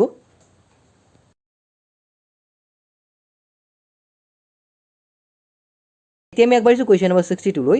ইয়াত দিয়া হৈছে যে name the India's first satellite launch from Indian made launch vehicle, অৰ্থাৎ ভাৰতত নিৰ্মিত উৎক্ষেপণ বাহনৰ পৰা উৎক্ষেপণ কৰা ভাৰতৰ প্ৰথম উপগ্ৰহৰ নাম লিখা। চ' ইয়াত আপোনাৰ চাৰিটা অপশ্যন দিয়া হৈছে, যেনে আৰ্যভট্ট, ৰোহিণী, ভাস্কৰা 2 আৰু কল্পনা 1। গতিকে এই কুৱেশ্যনৰ কাৰেক্ট এনচাৰটো কি হ'ব পাৰে আপোনালোকে গেছ কৰক। চ' এই কুৱেশ্যনৰ আপোনাৰ কাৰেক্ট এনচাৰটো হৈ যাব অপশ্যন বি, অৰ্থাৎ ৰোহিণী। মনত ৰাখিব। আৰু আপোনালোকে নোটছটো চাই লওক যে India's first experimental satellite launch vehicle was satellite launch vehicle 3 SLV-3 on July 18, 1980। SLV-3 was successfully launch from Sriharikota range, যাক আপোনাৰ SHAR বুলি কোৱা হয়। চ' এইটো আপোনাৰ খুবেই গুৰুত্বপূৰ্ণ এটা নোটছ হয়। আই আপোনালোকে লিখি ল'ব অথবা স্ক্ৰীনশ্বট লৈ ল'ব। এতিয়া আমি আগবাঢ়িছোঁ কুৱেশ্যন নম্বৰ 63 লৈ। ইয়াত দিয়া হৈছে যে what is the medical term for a cough, অৰ্থাৎ কাহৰ মেডিকেল টাৰ্ম বা চিকিৎসাৰ শব্দ কি হয় বুলি আমাক সুধিছে। চ' এতিয়া আপোনাৰ চাৰিটা অপশ্যন দিয়া হৈছে। গতিকে এই কুৱেশ্যনৰ কাৰেক্ট এনচাৰটো কি হ'ব পাৰে আপোনালোকে গেছ কৰক। চ' এই কুৱেশ্যন আপোনাৰ কাৰেক্ট এনচাৰটো হৈ যাব অপশ্যন বি, অৰ্থাৎ টুচিছ। মনত ৰাখিব, টুচিছ হ'ল আপোনাৰ কাহৰ মেডিকেল টাৰ্ম। যি আপোনাৰ বাকী অপশ্যন কেইটা আছে আপোনাৰ A, C আৰু D, যেনে আপোনাৰ হাইপাৰ বিলিৰুবি নেমিয়া, এইটো মই অলৰেডি আপোনালোকে শ্বেয়াৰ কৰিছোঁ যে এইটো হ'ল আপোনাৰ জণ্ডিছৰ মেডিকেল টাৰ্ম। তেনেদৰে আপোনাৰ চিফেলেলজিয়া, এইটো হ'ল আপোনাৰ হেডেকৰ মেডিকেল টাৰ্ম। আৰু যি আপোনাৰ নিউ প্লাজম আছে, এইটো হ'ল আপোনাৰ কেঞ্চাৰৰ মেডিকেল টাৰ্ম। আপোনালোকে মনত ৰাখিব।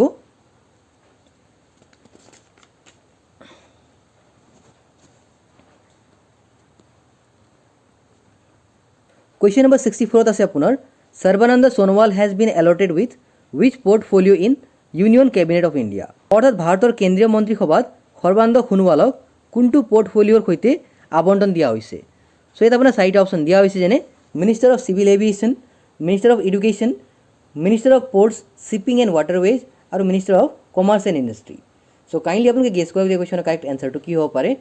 চ' এই কুৱেশ্যনৰ আপোনাৰ কাৰেক্ট এনচাৰটো হৈ যাব অপশ্যন চি, অৰ্থাৎ minister of ports shipping and waterways. মনত ৰাখিব।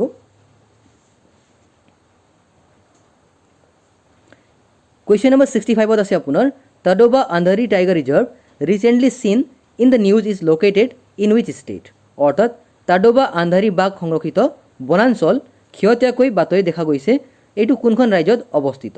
চ' ইয়াত আপোনাৰ চাৰিটা অপশ্যন দিয়া হৈছে, যেনে ঝাৰখণ্ড, মহাৰাষ্ট্ৰ, পঞ্জাৱ আৰু তেলেংগানা। চ' কাইণ্ডলি আপোনালোকে গেছ কৰক যে এই কুৱেশ্যনৰ কাৰেক্ট এনচাৰটো কি হ'ব পাৰে। চ' এই কুৱেশ্যন আপোনাৰ কাৰেক্ট এনচাৰটো হৈ যাব অপশ্যন বি, অৰ্থাৎ মহাৰাষ্ট্ৰ। মনত ৰাখিব। কুৱেশ্যন নম্বৰ 66 আছে আপোনাৰ what is the theme mention for world youth skills day, অৰ্থাৎ বিশ্ব যুৱ দক্ষতা দিৱসৰ বাবে কি বিষয়বস্তুৰ কথা উল্লেখ কৰা হৈছে। চ' কাইণ্ডলি আপোনালোকে গেছ কৰক যে এই কুৱেশ্যনৰ কাৰেক্ট এনচাৰটো কি হ'ব পাৰে। চ' এই কুৱেশ্যন আপোনাৰ কাৰেক্ট এনচাৰটো হৈ যাব অপশ্যন বি, অৰ্থাৎ youth skills for peace and development. Question number 67 আছে আপোনাৰ recently who has been appointed as India's next ambassador to Suriname, অৰ্থাৎ শেহতীয়াকৈ ছুৰিনামত ভাৰতৰ পৰৱৰ্তী ৰাষ্ট্ৰদূত হিচাপে কাক নিযুক্তি দিয়া হৈছে। চ' ইয়াত আপোনাৰ চাৰিটা অপশ্যন দিয়া হৈছে, যেনে সুভদ্ৰা কুমাৰী, দীপক মিশ্ৰা, সুভাষ প্ৰসাদ গুপ্তা আৰু হৰিচৰণ দ্বিবেদী। চ' কাইণ্ডলি আপোনালোকে গেছ কৰক এই কুৱেশ্যনৰ কাৰেক্ট এনচাৰটো কি হ'ব পাৰে। চ' এই কুৱেশ্যনৰ আপোনাৰ কাৰেক্ট এনচাৰটো হৈ যাব অপশ্যন চি, অৰ্থাৎ সুভাষ প্ৰসাদ গুপ্তা। মনত ৰাখিব। কুৱেশ্যন নম্বৰ 68 আছে আপোনাৰ at present total how many Asia cup titles did India have manage to win, অৰ্থাৎ বৰ্তমান সময়ত ভাৰতে মুঠ কিমান সংখ্যক এছিয়া কাপ খিতাপ জয় কৰিবলৈ সক্ষম হৈছে। চ' ইয়াত আপোনাৰ চাৰিটা অপশ্যন দিয়া হৈছে, যেনে 6 টাইটেলছ, 8 টাইটেলছ, 10 টাইটেলছ আৰু 5 টাইটেলছ।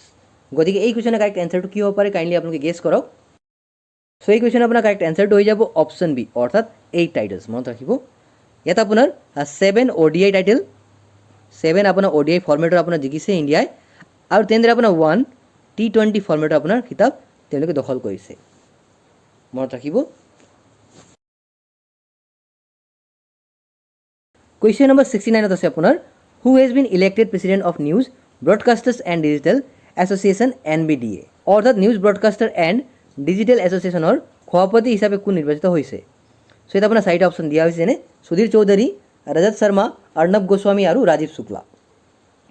সো কাইণ্ডলি আপোনালোকে গেছ কৰক এই কুৱেশ্যনৰ কাৰেক্ট এনচাৰটো কি হ'ব পাৰে।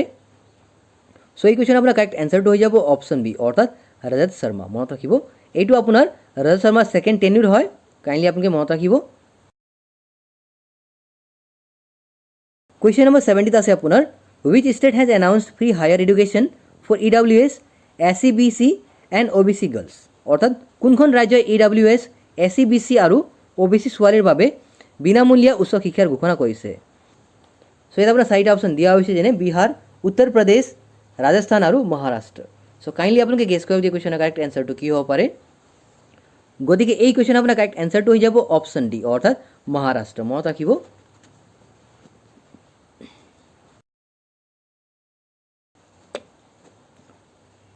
কুৱেশ্যন নম্বৰ 71 আছে আপোনাৰ, who has recently been included as the 5th member of the Colombo security conference? অৰ্থাৎ শেহতীয়াকৈ কলম্বো নিৰাপত্তা সন্মিলনৰ পঞ্চম সদস্য হিচাপে কাক অন্তৰ্ভুক্ত কৰা হৈছে? সো ইয়াত আপোনাৰ চাৰিটা অপশ্যন দিয়া হৈছে, যেনে বাংলাদেশ, ভূটান, নেপাল আৰু জাপান। সো কাইণ্ডলি আপোনালোকে গেছ কৰক এই কুৱেশ্যনৰ কাৰেক্ট এনচাৰটো কি হ'ব পাৰে। সো এই কুৱেশ্যনৰ আপোনাৰ কাৰেক্ট এনচাৰটো হৈ যাব অপশ্যন এ, অৰ্থাৎ বাংলাদেশ। মনত ৰাখিব।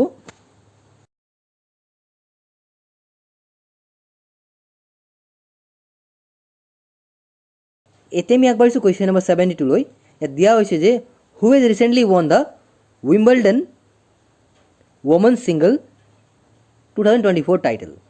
অৰ্থাৎ শেহতীয়াকৈ উইম্বলডন মহিলা একক 2024 খিতাপ কোনে লাভ কৰিছে?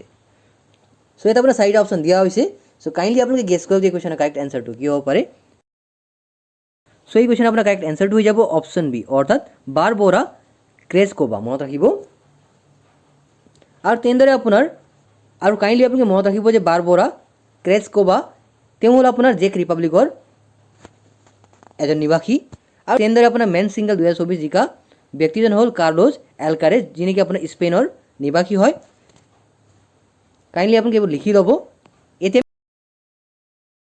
এতিয়া আমি আগবাঢ়িছোঁ কুৱেশ্যন নম্বৰ 73 লৈ। ইয়াত দিয়া হৈছে যে what is the oldest yoga centre in the world? অৰ্থাৎ বিশ্বৰ আটাইতকৈ পুৰণি যোগ কেন্দ্ৰ কোনটো? এটা আপোনাৰ চাৰিটা অপশ্যন দিয়া হৈছে, যেনে সঞ্জীৱনী যোগ চেণ্টাৰ, দ্য য়োগা ইনষ্টিটিউট, যোগ সাধনা চেণ্টাৰ আৰু যোগ পাঠশালা। সো কাইণ্ডলি আপোনালোকে গেছ কৰক এই কুৱেশ্যনৰ কাৰেক্ট এনচাৰটো কি হ'ব পাৰে। সো এই কুৱেশ্যনৰ আপোনাৰ কাৰেক্ট এনচাৰটো হৈ যাব অপশ্যন বি, অৰ্থাৎ দ্য য়োগা ইনষ্টিটিউট। মনত ৰাখিব। আপোনাৰ এই য়োগা ইনষ্টিটিউটৰ বিহাপত আপোনাৰ এটা নোটছ আছে, চাই লওক আপোনালোকে, যে it was founded in 1918 by Shri Yogendra, who was one of the important figures in the modern revival of yoga. It is headquartered in St. Cruz, Mumbai, India. মনত ৰাখিব। কুৱেশ্যন নম্বৰ 74 লৈ। ইয়াত দিয়া হৈছে যে ইন উইচ ডে ৰাভা দিৱস celebrated in Assam? অৰ্থাৎ কোনটো দিনত অসমত ৰাভা দিৱস উদযাপন কৰা হয়? সো এটা আপোনাৰ চাৰিটা অপশ্যন দিয়া হৈছে, যেনে 16 জুন, 20 জুন, 24 জুন আৰু 27 জুন। সো কাইণ্ডলি আপোনালোকে গেছ কৰক এই কুৱেশ্যনৰ কাৰেক্ট এনচাৰটো কি হ'ব পাৰে। গতিকে এই কুৱেশ্যন আপোনাৰ কাৰেক্ট এনচাৰটো হৈ যাব অপশ্যন এ, অৰ্থাৎ 16 জুন। মনত ৰাখিব।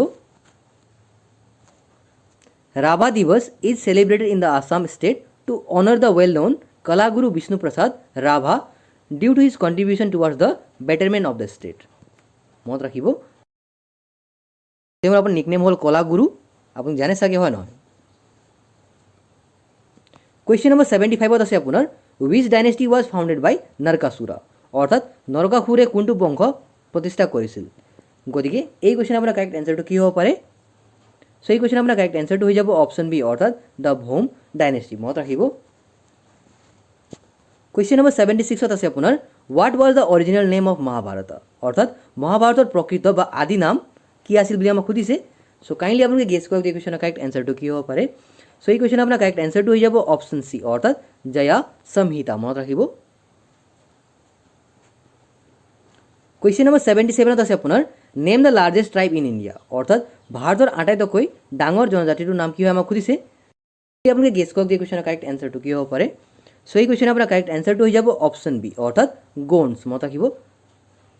এটা কমেণ্ট ছেকশ্যন জনাবচোন, গোণ্ডছ আপোনাৰ কোনটো ৰাজ্যৰ এটা আপোনাৰ ট্ৰাইব হয়। কুৱেশ্যন নম্বৰ 78 আছে আপোনাৰ, in which city in India the first post office ATM has opened? অৰ্থাৎ ভাৰতৰ কোনখন চহৰত প্ৰথম ডাকঘৰৰ ATM খোলা হৈছে? সো কাইণ্ডলি আপোনালোকে গেছ কৰক এই কুৱেশ্যনৰ কাৰেক্ট এনচাৰটো কি হ'ব পাৰে। সো এই কুৱেশ্যন আপোনাৰ কাৰেক্ট এনচাৰটো হৈ যাব অপশ্যন বি, অৰ্থাৎ চেন্নাই। মনত ৰাখিব। এতিয়া আমি আগবাঢ়িছোঁ কুৱেশ্যন নম্বৰ 79লৈ। ইয়াত দিয়া হৈছে যে the Assam state museum was establish in the year of dash, অৰ্থাৎ অসম ৰাজ্যিক সংগ্ৰহালয় কোনটো বৰ্ষত প্ৰতিষ্ঠা হৈছিল। তো কাইণ্ডলি আপোনালোকে গেছ কৰক যে এই কুৱেশ্যনৰ কাৰেক্ট এনচাৰটো কি হ'ব পাৰে। চ' এই কুৱেশ্যন আপোনাৰ কাৰেক্ট এনচাৰটো হৈ যাব অপশ্যন এ, অৰ্থাৎ 1940। মনত ৰাখিব। চ' এতিয়া আমি আগবাঢ়িছোঁ আজিৰ ছেশ্যনৰ অন্তিম কুৱেশ্যনলৈ, অৰ্থাৎ কুৱেশ্যন নম্বৰ 80লৈ। চ' আই হোপ আপোনালোকে ভিডিঅ'টো ভাল পাইছে। যদি আপোনালোকে ভিডিঅ'টো ভাল পাইছে দেন কাইণ্ডলি নিজৰ বন্ধু বান্ধৱৰ সৈতে শ্বেয়াৰ কৰি দিব। আৰু যদি আপোনালোকে এতিয়ালৈকে মোৰ চেনেলটোক ছাবস্ক্ৰাইব কৰা নাই দেন প্লিজ চেনেলটো ছাবস্ক্ৰাইব কৰি দিব। চ' এতিয়া আমি আহিছোঁ 80 নম্বৰ কুৱেশ্যনলৈ। ইয়াত দিয়া হৈছে যে the Lachit Borphukan's Moidam is located in ডেছ, অৰ্থাৎ লাচিত বৰফুকনৰ মৈদাম ক'ত অৱস্থিত বুলি আমাক সুধিছে।